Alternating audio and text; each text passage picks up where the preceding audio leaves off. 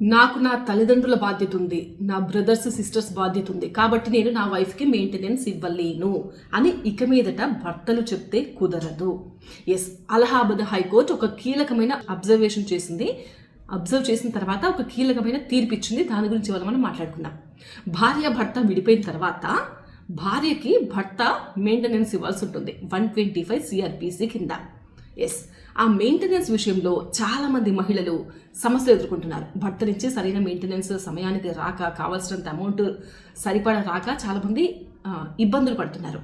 So చాలా సందర్భాల్లో భర్తలు ఏం కారణం చెప్తున్నారనంటే, నా ఫస్ట్ ప్రయారిటీ నా ఫ్యామిలీ, నా అమ్మ నాన్నని నేను చూసుకోవాలి, నా బ్రదర్స్ సిస్టర్స్ బాధ్యత నా మీద ఉంది, నాకు వచ్చే జీతం, నాకు వచ్చే సంపాదన వాళ్ళకే సరిపోవట్లేదు, ఇంకా నేను నీకెక్కడ ఇవ్వాలి అని చెప్పేసి కోర్టు ముందు వాళ్ళ ఫ్యామిలీ సిచ్యువేషన్ను చూపించి భార్యకి మెయింటెనెన్స్ ఇవ్వకుండా చాలామంది భర్తలు తప్పించుకుంటున్నారు. ఈ అబ్జర్వేషన్ చేసింది అలహాబాద్ హైకోర్టు.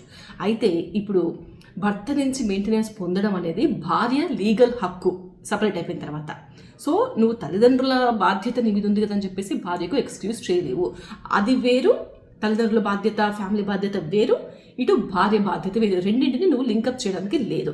నువ్వు అది నిర్వర్తించాలి, ఇది నిర్వర్తించాలి. సో రెండింటిని కలపడానికి లేదు. సో ఫస్ట్ ప్రియారిటీ నువ్వు భార్యకి లీగల్గా చెందాల్సిన మెయింటెనెన్స్ ఇవ్వాల్సిందే అని కోర్టు తీర్పు చెప్పింది.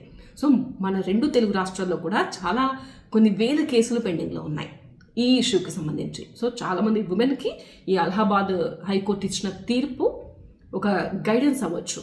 ఈ రియల్లీ షేర్ చేయండి. Thank you.